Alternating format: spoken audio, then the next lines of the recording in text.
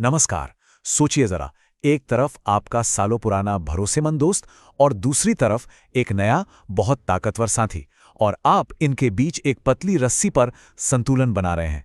कुछ ऐसा ही हाल आज भारत का है, जो रूस और अमेरिका के बीच अपनी जगह बना रहा है।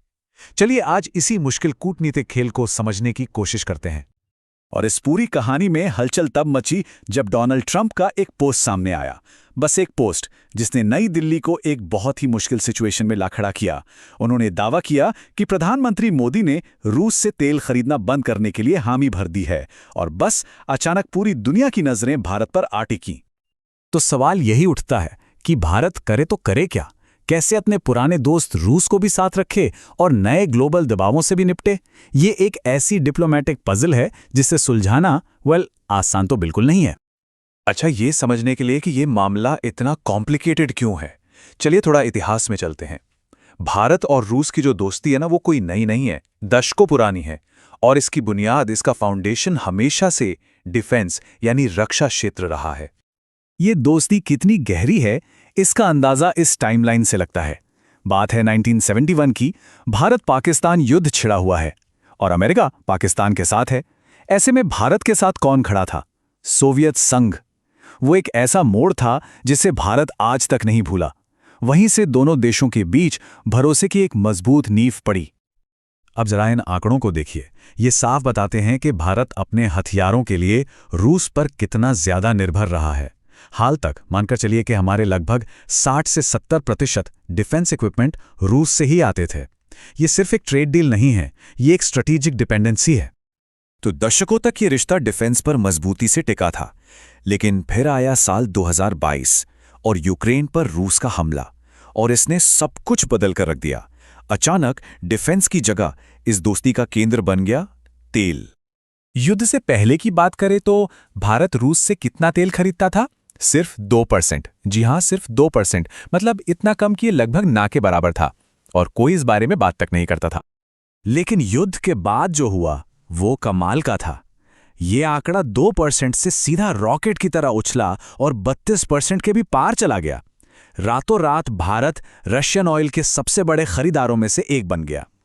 ये एक इतना बड़ा शिफ्ट था कि पूरी दुनिया की नजरें इस पे टिक गई। और ये सिर्फ परसेंटेज का खेल नहीं है, हम यहां बहुत बड़ी रकम की बात कर रहे हैं।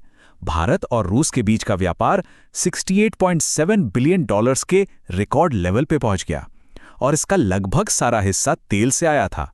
जाहिर है, भारत के लिए एक बहुत बड़ी इकोनॉमिक अपॉर्चुनिटी थी। लेकिन भारत की ये ऑयल शॉपिंग स्प्री वॉशिंगटन में किसी को पसंद नहीं आ रही थी। वहां खतरे की घंटियां बजने लगी थीं। ट्रंप एडमिनिस्ट्रेशन इस बात से बिल्कुल खुश नहीं था, और उन्होंने ये बात साफ साफ जताने का फैसला कर लिया। तो एक तरफ थी दिल्ली की दलील। उनका कहना था, देखिए, ये हमारे कमर्शियल इंटरेस्ट्स और एनर्जी सिक्योरिटी का सवाल है, हमें अपने लोगों के लिए महंगाई को काबू में रखना है। लेकिन दूसरी तरफ था अमेरिका का जवाब कि भारत ऐसा करके रूस की मदद कर रहा है, और नतीजा, भारत पर रशियन पेनाल्टी के तौर पर 25% का टैरिफ लगा दिया गया। और कहानी में यहीं एक दिलचस्प मोड़ आता है। पब्लिकली तो भारत ने अपना स्टैंड मजबूत रखा, लेकिन पर्दे के पीछे उसने धीरे धीरे रूस से तेल की खरीद कम करनी शुरू कर दी। तो ऐसा लगता है कि अमेरिकी दबाव कहीं ना कहीं अपना असर दिखा रहा था। तो भारत इस पूरी सिचुएशन को मैनेज कैसे कर रहा था? एक तरफ रूस को नाराज नहीं करना था, और दूसरी तरफ अमेरिका से ट्रेड वॉर नहीं चाहिए था। ये वाकई में डिप्लोमेटिकली एक बहुत ही पतली रस्सी पर चलने जैसा था। अब सबसे बड़ा सवाल तो यही था कि रूस का क्या रिएक्शन होगा। क्या उन्हें ये लगेगा कि भारत ने उन्हें धोखा दिया है? आखिरकार भारत ने उनसे तब तेल खरीदा जब कोई और खरीदने को तैयार नहीं था। और हैरानी की बात यह है कि रूस का पब्लिक रिएक्शन बहुत ही सधा हुआ था। क्रेमलिन के प्रवक्ता ने कहा, इसमें कुछ नया नहीं है, भारत हमेशा दूसरे देशों से भी खरीदारी करता रहा है। ये एक बहुत ही मैच्योर रिस्पॉन्स था, जिससे साफ है कि पर्दे के पीछे डिप्लोमैटिक चैनल्स पर बातचीत चल रही थी। और आखिर में भारत के लिए ये पूरा मामला एक ही चीज पर आकर रुकता है, राष्ट्रीय हित। जैसा कि विदेश मंत्रालय ने भी साफ किया, 1.4 अरब लोगों की एनर्जी सिक्योरिटी उनकी सबसे बड़ी प्रायोरिटी है, और इसके लिए वो दुनिया में कहीं से भी जो भी सबसे अच्छी डील मिलेगी उसे लेंगे। लेकिन रुकिए, इस पूरी कहानी में एक और बहुत बड़ा एंगल है। जिसके बिना ये इक्वेशन अधूरा है, और वो है चीन। और यहीं पर आके ये मामला और भी ज्यादा पेचीदा हो जाता है। देखिए, रूस और चीन काफी करीबी दोस्त हैं और चीन भारत का सबसे बड़ा स्ट्रेटेजिक राइवल है। बॉर्डर पर आज भी तनाव बना हुआ है, हजारों सैनिक तैनात हैं। ऐसे में भारत रूस को नाराज करने का जोखिम बिल्कुल नहीं उठा सकता। तो एक तरफ है अमेरिका और दूसरी तरफ रूस चीन की दोस्ती, और इनके बीच भारत एक बहुत ही नाजुक संतुलन साधने की कोशिश कर रहा है।